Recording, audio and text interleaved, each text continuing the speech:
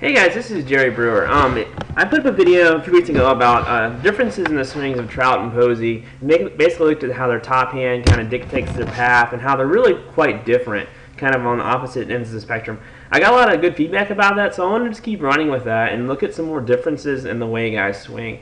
And today I'm really going to focus on the lower body with Trout and Posey and really see how they're different. Okay? Let's pull up a swing here that I've synced up, and we have Posey on the left and Trout on the right. And so we'll just punch through it a few times, and like, okay, yeah, they have high-level swings, all this and that. But let's just go through this a little bit, and let's look at Posey first, okay? Let's just punch through this with Posey, and we'll see, okay, he's, almost pretty soft. There's not a lot of displacement here. He's almost leaning back. I would say he's not very aggressive. And now let's go look at Trout.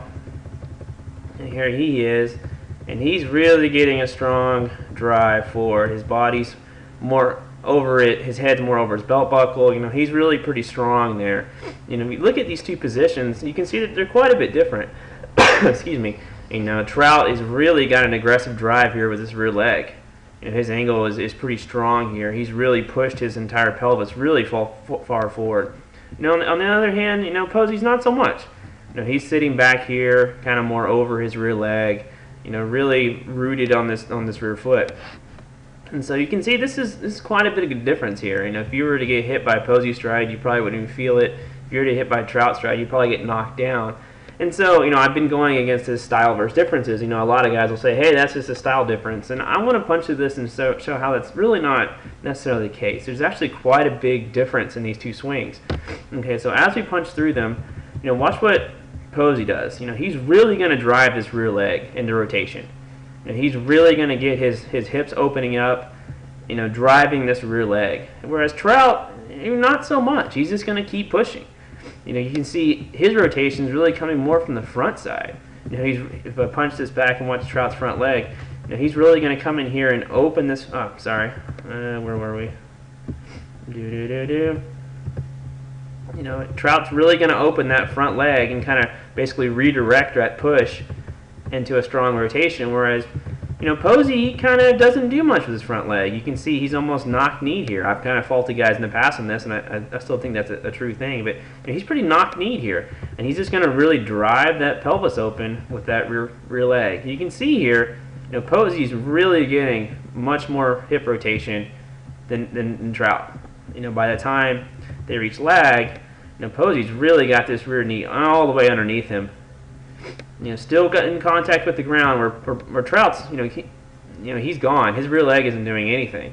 It's completely off the ground. You can see where his piping is. He hasn't rotated that rear leg near as much. And this is really a different power source.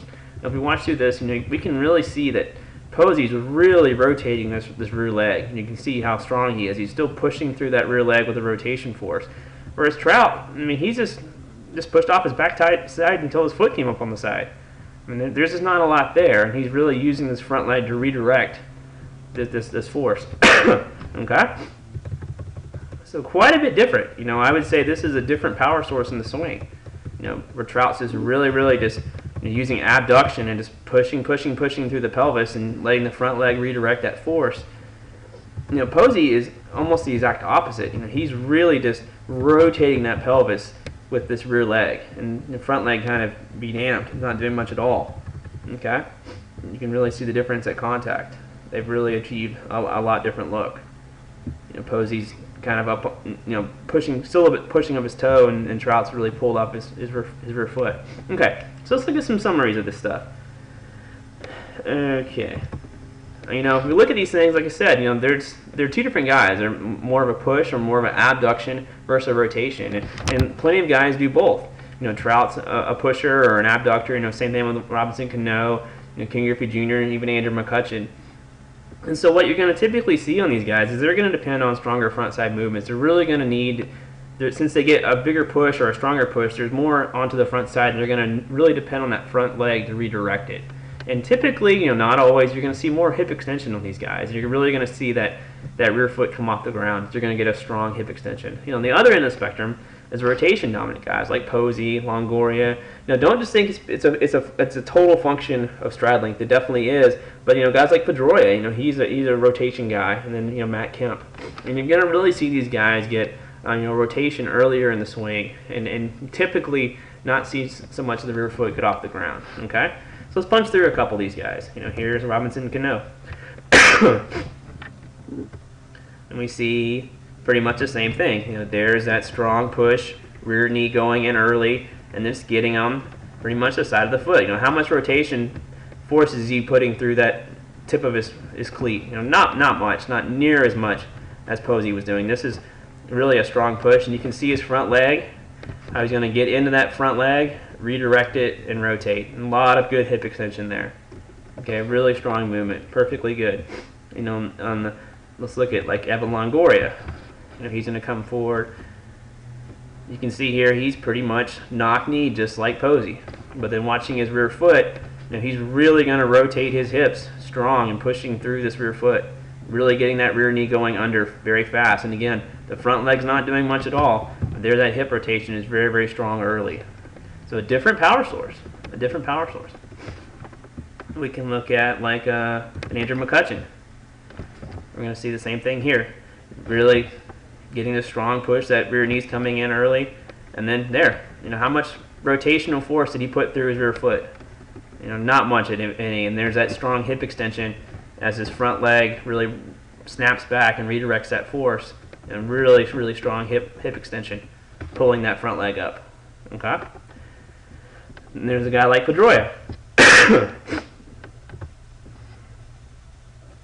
Who has a really, really long stride. You would think, hey, he's going to pull that foot off the ground. Not necessarily. There that rear leg goes into really strong rotation. And you can see really driving through there. He's going to get a strong movement. And even though his stride is forever long, he still is up on his back toe and not pulling that rear leg forward, or rear foot forward. He doesn't have as much hip extension as, say, an Andrew McCutcheon.